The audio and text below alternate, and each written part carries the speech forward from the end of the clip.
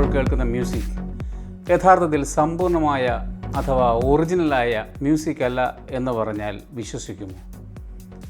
നിങ്ങൾ ദിവസവും കേൾക്കുന്ന MP3 ഫയലുകളിൽ ആ പാട്ടിലെ ചില ശബ്ദശകലങ്ങൾ സ്ഥിരമായി ഒഴിവാക്കിയതിന് ശേഷമാണ് നിങ്ങളുടെ ഫോണിലെത്തുന്നത്. പക്ഷേ അതിലും അത്ഭുതം എന്താണെന്നാൽ നമ്മളിൽ നല്ലൊരു ശതമാനം പേർക്കും ആ വ്യത്യാസം തിരിച്ചറിയാൻ കഴിയില്ല എന്നുള്ളതാണ്. എങ്ങനെയാണ് ഇത് സാധ്യമാക്കുന്നത്?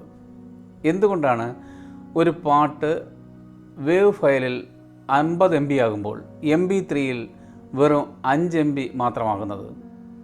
ഫ്ലാക്ക് എന്നാൽ ശരിക്കും എന്താണ്?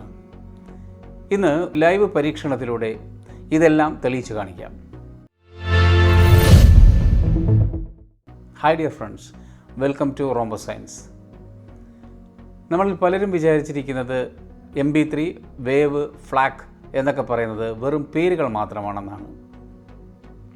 എന്നാൽ അതല്ല സത്യം. ഞാൻ നേരത്തെ പറഞ്ഞ പോലെ നിങ്ങളുടെ പ്രിയപ്പെട്ട ഒരു പാട്ടിലെ പല ശബ്ദങ്ങളും നിങ്ങൾ പോലും അറിയാതെ ഒഴിവാക്കിയിട്ടാണ് ഒരു MP3 ഫയൽ നിങ്ങളുടെ ഫോണിലെത്തുന്നത്. നമ്മുടെ കാതുകളെയും തലച്ചോറിനെയും കബളിപ്പിച്ച് ഓഡിയോ ഫയലുകളുടെ സൈസ് കുറയ്ക്കുന്ന ഒരു വലിയ സാങ്കേതികവിദ്യ ഇതിന് പിന്നിലുണ്ട്. വേവ് ഫയൽസ്, ഫ്ലാക്ക്, MP3 ഫയലുകൾ ഇവ തമ്മിലുള്ള യഥാർത്ഥ വ്യത്യാസം എന്താണ്? എന്തുകൊണ്ടാണ് ഈ സൈസ് വ്യത്യാസം വരുന്നത്?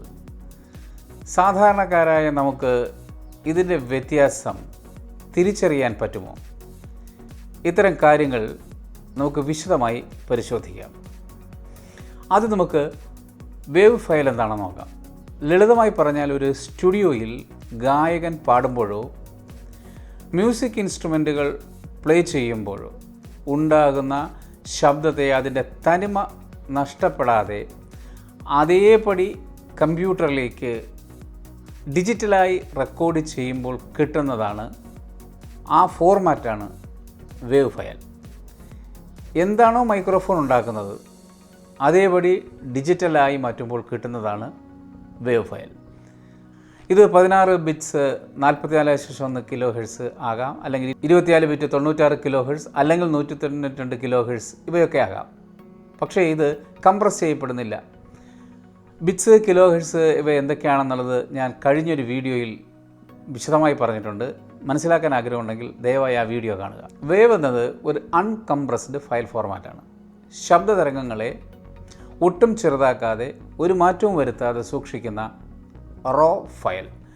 അതുകൊണ്ട് തന്നെ ഇതിൻ്റെ ക്വാളിറ്റി 100% പക്ഷേ ഒരു പ്രശ്നമുണ്ട്.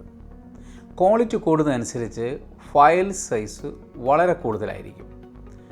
ഒരു 4 മിനിറ്റ് ദൈർഘ്യമുള്ള പാട്ട് വേവ് ഫോർമാറ്റിലാണെങ്കിൽ അതിൻ്റെ സൈസ് ഏകദേശം 40 MB തൊട്ട് 50 MB വരെ ആയിരിക്കും. വലിയ സ്റ്റുഡിയോകളിലും ഓഡിയോ എഡിറ്റിങ്ങിനുമാണ് പൊതുവെ ഈ ഫയലുകൾ ഉപയോഗിക്കുന്നത്. ഇനി നമുക്ക് ഓഡിയോ ഫയലുകളിൽ ഏറ്റവും സുപരിചിതമായ MP3യിലേക്ക് വരാം. 90കളിൽ ഇൻ്റർനെറ്റ് വന്നു തുടങ്ങിയ കാലത്ത് 50 MB ഉള്ള ഒരു വേവ് ഫയൽ ഡൗൺലോഡ് ചെയ്യുക എന്നത് അസാധ്യമായിരുന്നു തന്നെ പറയാം. അങ്ങനെയാണ് ഓഡിയോ ഫയലുകളുടെ സൈസ് കുറയ്ക്കാനായി ശാസ്ത്രജ്ഞർ ഒരു വഴി കണ്ടെത്തിയത്. അതാണ് ലോസി കംപ്രഷൻ. ഇവിടെയാണ് ഏറ്റവും രസകരമായ ഒരു സയൻസ് ഉപയോഗിക്കുന്നത്.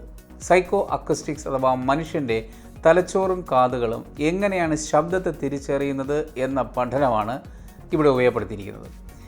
ഇതിലെ ഒരു പ്രധാന പ്രതിഭാസമാണ് ഓഡിറ്ററി മാസ്കിംഗ്.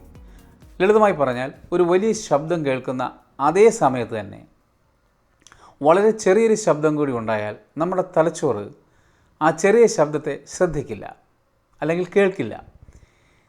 ഇവിടെ നോക്കൂ, ഞാനൊരു 5 kHz ഉള്ള ഒരു ശബ്ദം പ്ലേ ചെയ്യുന്നു. നിങ്ങൾക്കത് വ്യക്തമായി കേൾക്കാം. ഇനി ഞാനൊരു വൈറ്റ് നോയ്സ് കൂടി ഒപ്പം പ്ലേ ചെയ്യുന്നു.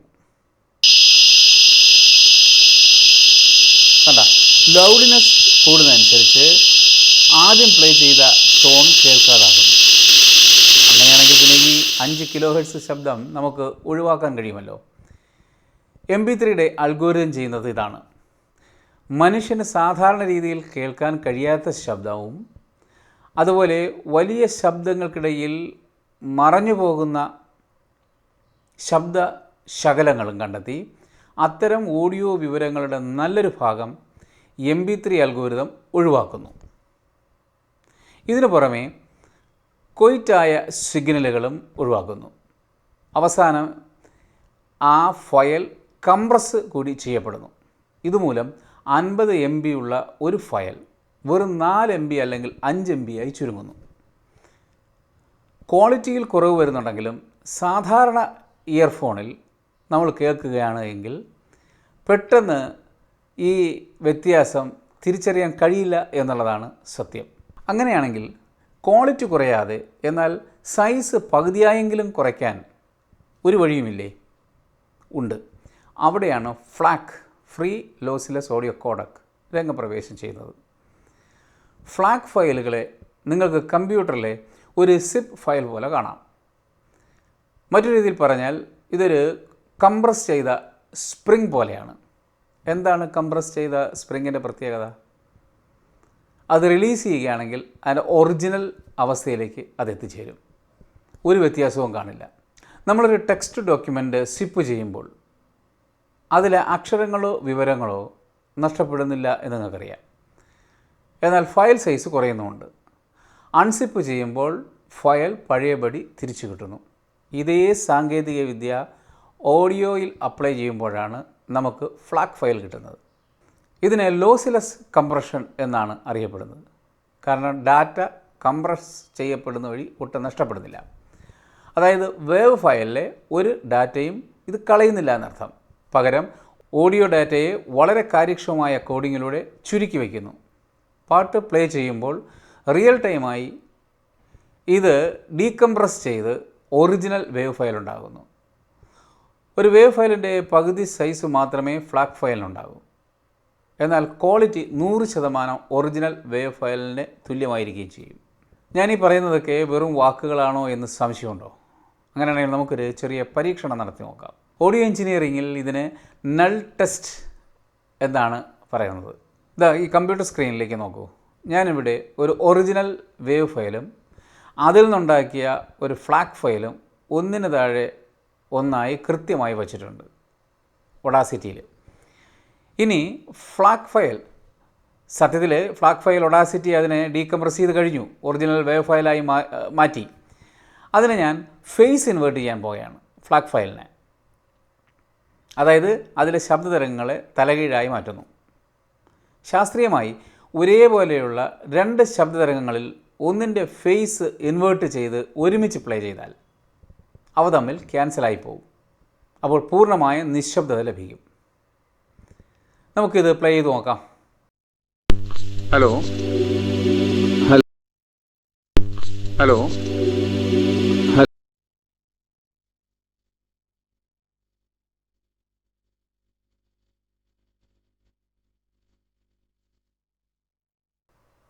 നോക്കൂ, ഇവിടെ യാതൊരു ശബ്ദവും വരുന്നില്ല.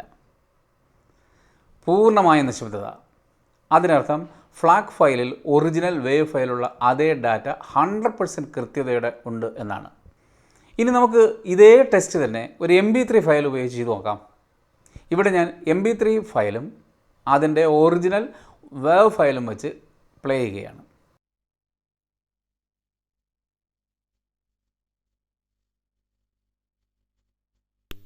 ഹലോ ഹലോ ഞാൻ ഈ ഓഡിയോ റെക്കോർഡ് ചെയ്യുന്നത് ഒഡാസിറ്റിയിലാണ്.